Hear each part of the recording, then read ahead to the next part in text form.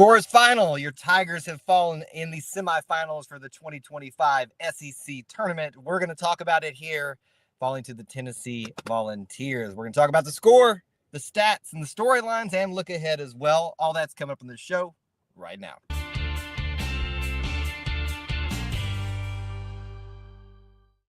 War Eagle, everybody, welcome back to another edition of E2C Network Live, where we get together and we sit down and we talk about the Auburn experience. That Auburn experience is all about a few things for us: Auburn sports, Auburn culture, Auburn family stuff. If it's orange and blue, it's what we do. So thank you so much for joining us in what we're going to do today on this particular live stream. As you can tell, we are on the road to do this stream with you, so I apologize if there's any audio connection issues. Please hang with us throughout the stream. It's always a little bit tricky when we try to do these on the road. But nonetheless, we have business to attend to today. Auburn versus Tennessee semifinals. What a matchup. What a game down to the wire. As has been the majority of the SEC tournament, you wouldn't expect it to go any other way, especially against the top four teams in the SEC being in the semifinals. So we do have a lot to talk about. Let me give you the rundown here at the very beginning, what you need to know: the score, the stat, the storyline. The score, 70-65. Your Tigers fall to the Tennessee Volunteers in Nashville. The big stat for you is 59%. 59%. Let me say that again, 59%. That is your free throw percentage for Auburn today. Likely the biggest difference in the win and the loss today for Auburn in a variety of ways. We'll talk about it. The storyline: your Tigers fall out in the semifinals. What does that mean for implications for the future? We'll talk about that at the end. So keep your focus about the future, about the NCAA tournament. Save that towards the end. We will get there at some point throughout the stream. As you're coming in, let us know that you're here. Please do smash that like button, not because of you're happy about the game, but because it does help us out. We do appreciate you doing that. And if there is any connection issues as I try to monitor here on the screen, please let me know so I can adjust accordingly. But I think we're okay right now. All right, a lot of you already checking in. Thank you so much for being here early and often. We appreciate that as always, even with some of the bad things that have happened. We're going to get to some of your reactions in this as well, and some of your commentary in this. We will walk through individual team stats, storylines, amongst all those different things right here. So let me start off with this. If you're someone that subscribes to the notion that Auburn needed rest, Auburn needed to, kind of just forego the SEC tournament, at least to some degree, to get ready for the NCAA tournament, well, you got your win, or you got what you wanted out of this. I don't agree with that notion, but it is certainly now an option for those of you that thought that way. Auburn will not play on Sunday. One extra day of rest. It could be a benefit. It could not be. I preferred us to continue playing, but not an option. Tennessee moves on to face either Alabama or Florida right now. Certainly, as Kenneth has even pointed out, tough loss, free throws. If you've been here on these shows, you know how much I'm a stickler for the little things. There's the big three little things that I focus on in the team stats. We're going to talk about that. It is absolutely disgusting. I already brought it up to you. The free throws is probably the thing at the end of this game that you're, aside from that. All right, Unbeaten Lake thinks it feels like we aren't locked in aside from Janai. Everyone is just off. And you may say that. It might seem that way right now when you compare that to some of the way Auburn was performing earlier in the season. But everybody else is getting more and more looks at Auburn in the SEC. It's harder to beat somebody twice. It's a miracle, really, that Auburn beat Ole Miss 3 times this season. But regardless of that, whether it's somebody's off or not, or somebody's not playing as well, the Tigers have lost, and we move on into the future here in just a little bit. Let's see here. Let's see what we've got going on. Anything that's the BP comment. I knew we were going to get BP comments about what was said yesterday. So either way, let me talk about this before we start looking at some of the individual stats. I first want to give credit, if it hasn't already been done enough, to Tennessee. Tennessee's one of the best in the SEC, one of the best in the nation, and they've showed it all season. They showed it today, so credit goes to them for getting the win, no matter how you slice this. All right, so let's go ahead and acknowledge that. With that said, and I am not someone that loves to harp on refs, make excuses about that, but certainly certainly this is one of those games where you point to on both sides and you go, the refs really were a factor in this game and they really shouldn't have been. It feels, and certainly Auburn fans are going to have a case to make that it was more so on that side, and you're probably correct, but it was on both sides. This is one of those times where, once again, the refs made the game, the show, excuse me, I knocked the computer around there a little bit, the show about them, and that's really unfortunate. Devin says way too many fouls in this game. Absolutely ridiculous. Let's look at that real quick. Your total fouls for both teams, 21 for Auburn, 18 for Tennessee, so not that much of a disparity. But still, it's quite it sticks out a lot, doesn't it not? It really does feel like there was terrible officiating throughout the game on both sides of these things. But we don't want to sit here and focus on that. There are certainly other things that Auburn could have done to put themselves in a much better position to win this game, aside from what the refs did or didn't do outside of that. It's never fun to talk about players of the game when you have a loss, but certainly I think we all acknowledge, unless you all want to say in the chat, the player of the game is once again Janai Broome.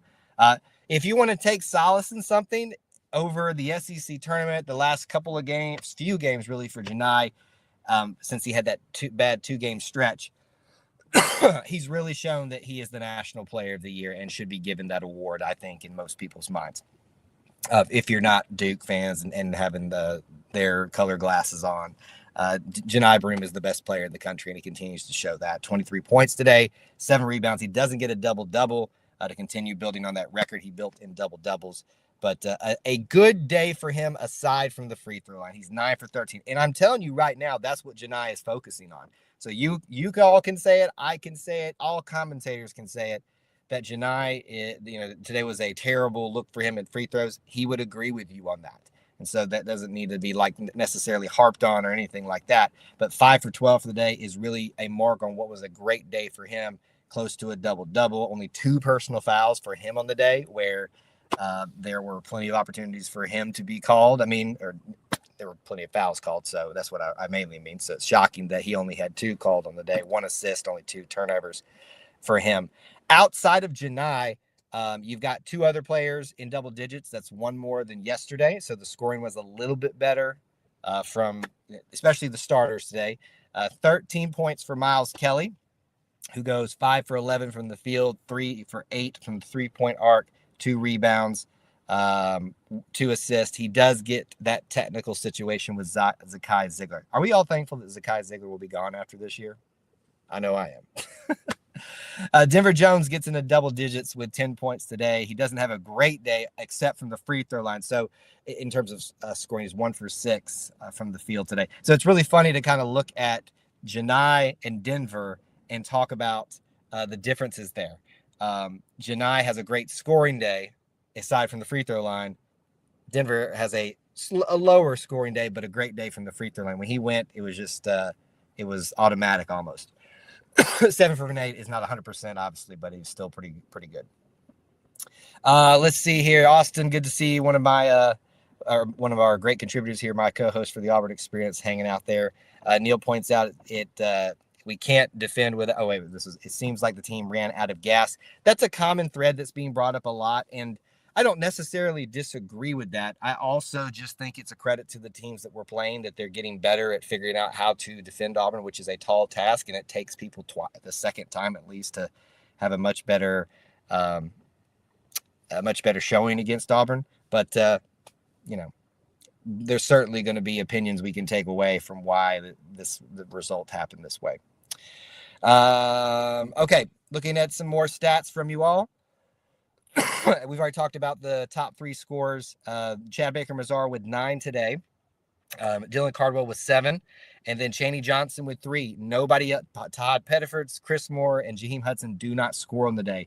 This was a very uncharacteristic day for Auburn's bench in scoring. And really, when we look for reasons, the stats that tell the story of the game, that might be the one that is the biggest other difference other than the free throws. The free throws are just that bad that it makes that big of an impact. And I think we all know. Okay. Let's see here. We're going to get rid of this person here. they're out of here for our time being. Again, once as always, we'll go ahead and get some of these people that are here just to be trolls to be completely gone from our chat and stuff like that. So they're gone. Don't worry about them. Only here to be toxic people that didn't have a lot to say when they got their tails whooped earlier in the season. So I want to give credit to CBM. After a lot of criticism of him and having the flagrant two games ago, he gets involved with that situation at the end, and he makes a very important effort to try to show I wasn't trying to do anything bad. I was trying to pick the guy up. We saw that other similar situation with Dylan, who was clearly going to help someone up as well, and they all kind of started acting like he was trying to do more than that. So I think Auburn recognizes as a whole that they have a target on their back in many regards, maybe for the refs as well, and are trying their best to not come, to be able to try to get called for things that they necessarily, don't have to be called for. So we're getting rid of a lot of there's a plethora of, I'm guessing, Tennessee and probably Alabama fans that are coming in now. So y'all just ignore them. I'll take care of them. Please don't even respond to them. Hey, the great thing is they're actually helping us out and getting our views up and stuff like that. So we always appreciate that, but we'll get rid of them from the chat for good. They're being taken care of as we speak. So individual wise, I know there's not a lot. Maybe a lot of y'all have talked about what Janai felt like he was the one that was locked in the most. If there's any other individual stats, any other individual performances that you think are worthy of being talked about individuals, certainly please bring that up, and we'll get into that throughout the rest of our show. Here's how the scoring broke down throughout the entirety of the game. First half, Auburn went in to the halftime 33-32. In the second half, the scoring is in favor of Tennessee, obviously 38-32, so not that bad, but it does result in the 70-65 win at the end of the game, for the loss for Auburn, win for Tennessee. I do want to acknowledge this. I really do want to acknowledge this. Auburn had every excuse, the way they've maybe not been playing as great of the last couple of days, when they go down by 12 with 6-7 minutes left, to kind of lay down, and showed a lot of fight and a lot of heart, and reason why they are such a formidable team, fighting their way back into this thing. So I think it's an incredibly good look on Auburn's part to show that they were facing that adversity and found a way to find themselves back in a position to potentially win the game at the very end of it. And if it's not for a few things like free throws and things like that, we might be talking about something a little bit different. Let's see here. Anything else? Still lots to talk about free throws, and I agree with you. I agree with Dave.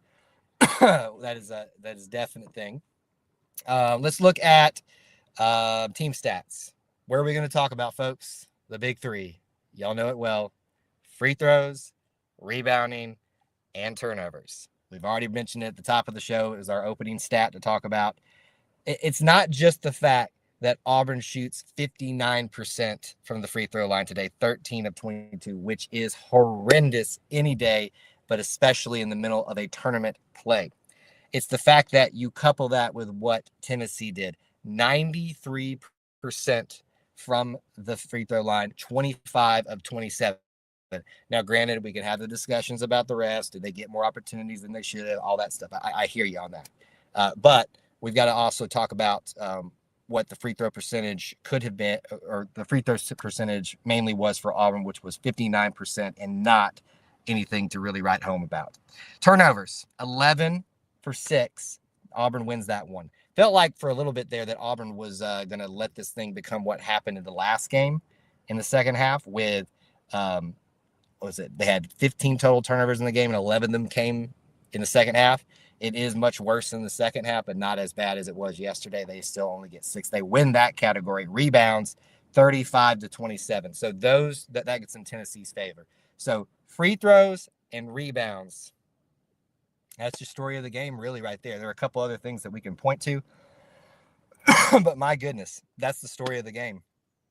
Free throws, rebounds, turnovers. Thankfully, if Auburn does much worse in the turnover category, this is a much more disgusting game by the end of this thing.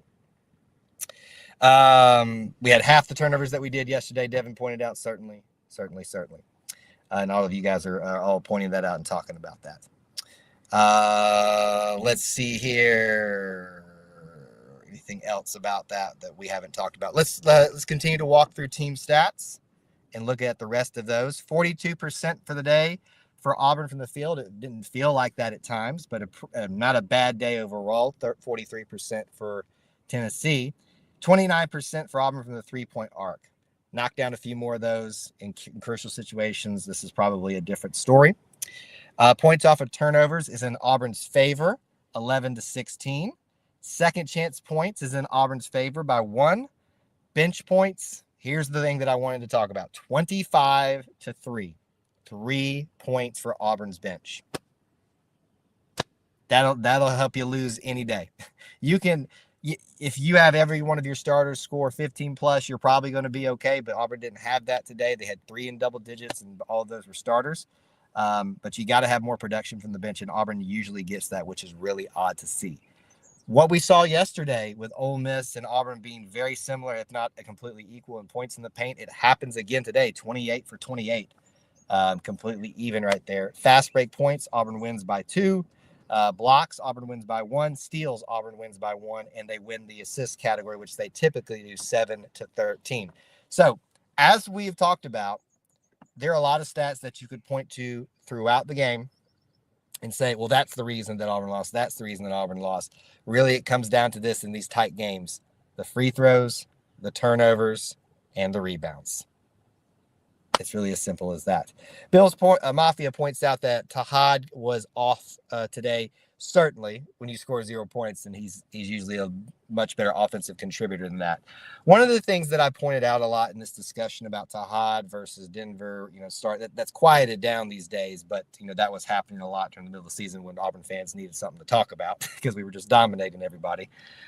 He's still a freshman. He's still going to be a little quick to pull the trigger. I was talking with some of our family who watched the game with us today, and I would just hope that we would ask him not to be so quick to pull the trigger at times. However, Bruce does like to let his guys play free and open, and so who am I to question Bruce on that front? But certainly, it wasn't a great day for Tahad in that way. Devin says, I don't think there's any reason to panic. Auburn fans are so good at overreacting. Yep, and the best way to match their overreaction is not to react to their overreactions, because that's what they want is attention and clicks and likes and all that stuff on social media and message boards. That's just how it goes. The other storyline from this game was how crazy the lead changes were. The times tied. Look at this. Times tied 8. The amount of time that we were tied, though, was only 2 minutes and 10 seconds. Lead changes. 18 lead changes today. Tennessee had the lead for the majority of it, though. That's a wild and crazy game in the SEC. We were treated to some great basketball, great competition basketball. You may say that the refs really kind of brought this down a little bit, and that's probably true. But we were treated to some good basketball today, and you will be later on today and the rest of the tournament. But one extra day of rest for Auburn, if that is something that you think is of value to Auburn. Okay, we have gone through team stats, through individual stats, some of the storylines. Certainly, we can talk about anything that I've left off from that game. I know people want to maybe focus about what's going forward, so keep some of that in mind, and we'll do that here in just a second. But just as a reminder for things that we've got coming up here at E2C Network, for those of you that love to come back for more stuff, and we appreciate that, your next scheduled content for us is going to be tomorrow night. Now, obviously, Auburn doesn't play tomorrow, so we will not have any more tournament games to break down. So the Auburn Experience, episode 117, we will talk about this tournament a little bit more, me and Austin, but we will also be talking about other important things out there in the Auburn Experience, a lot about the Bracket Challenge. Our Bracket Challenge will go live tomorrow for all people to open up to and to take advantage of, for a $50 gift card, e-gift card, online gift card from Alumni Hall. But if you're in our Conquer Club, you need to go ahead and sign up now. Don't wait. We've already sent you the link. You guys get early access to it, so don't miss out on that opportunity. So that's what's next. We will have post-game streams for tournament games. All that's coming up. Keep that in mind for the future. But we'll look towards the future here on what's coming up next. Let's see here. Pessimism is a choice. Yes, it certainly is. That's very funny, and people love to choose that because they think it gets some more clicks and likes and reactions and stuff on social media. Bills Mafia with a great question: are you going live for Selection Sunday? Traditionally, I don't do a live stream on Selection Sunday, but we are going to do the Auburn Experience show at 9 Eastern time. If I didn't say that, tomorrow, so keep that in mind. We will do that. And go live for our show and talk about it then. We will probably do some form of a fan pick bracket thing. It's usually like a 2-hour show, probably Monday night or something like that. So keep that in mind. So that's a great question, but certainly that'll be coming up. Maybe we should take all types of broadcasting from Austin. I think his jinx is like the flu. It comes through different broadcasting systems. I don't know that we can blame Austin for this one, but certainly we could try to. Micah says, it just seemed to me Janai was getting agitated a few times early in the game. Seemed like Auburn as well was just letting the motions get the better of them at times, not in the fouls, just in terms of the shots. And maybe so, and I think there was very valid reasons for that today. It certainly was not a very clean game by any stretch of the imagination for both sides, and the referees made too much of an impact. Ron just coming in now just with free throws. We've been talking about it all string. We all know free throws, free throws, free throws. If you've ever needed proof that I'm not an idiot when I talk about free throws and harp on it and why I stress 80%, today's your day that you finally learned all of those different things. You finally learned all those different things. So the questions now shift to, will Auburn still be a number 1 seed? Yes, and most likely. I don't think that's going to be out of the likelihood of possibilities. Will they be the number 1 overall seed? Who knows? Maybe not at this point. But will they still put Auburn in the South region? I think that's the case, especially if Duke were to win out and win their tournament and get the number 1 seed. They'd probably still put them, like a lot of people have thought, in the East region, so they can play in New Jersey. I'm not sure how much validity is to that, but certainly maybe that's the case. So those are the questions. Where will Auburn be seated? Will they be the number 1 overall seed still because of their resume? Certainly hasn't been a great last few weeks for Auburn in any regard in terms of just consistency as what we've been used to throughout the rest of the most of the year. Let's see here. Anything else that we haven't discussed? Looks like we brought up most of the major topics today that we need to discuss. Yeah, that'll do it. So appreciate you guys being here. I know that these are never fun ones to do, but certainly they're important to break down and talk about a little bit. And I do appreciate you guys being here and being always a great level-headed crowd for the most part. We did get an influx of Tennessee and Bama fans there that were being toxic. Of course, you can't find them when they're getting their tails beat, but they're oh so brave when it comes to time to come on after one game and brag and things like that. Anyway, thank you guys so much for being here. Y'all, please, for those of you in the South, stay safe in the storms this afternoon and this evening. We will be back with you tomorrow night, Sunday, on the Auburn Experience show. Join us for that. We'll be talking about this, the bracket, so much more. Auburn sports, Auburn culture, Auburn family stuff. But we appreciate you being here, hanging out with us, and being part of our little family within the Auburn family. Until we get to talk to you again, War Eagle.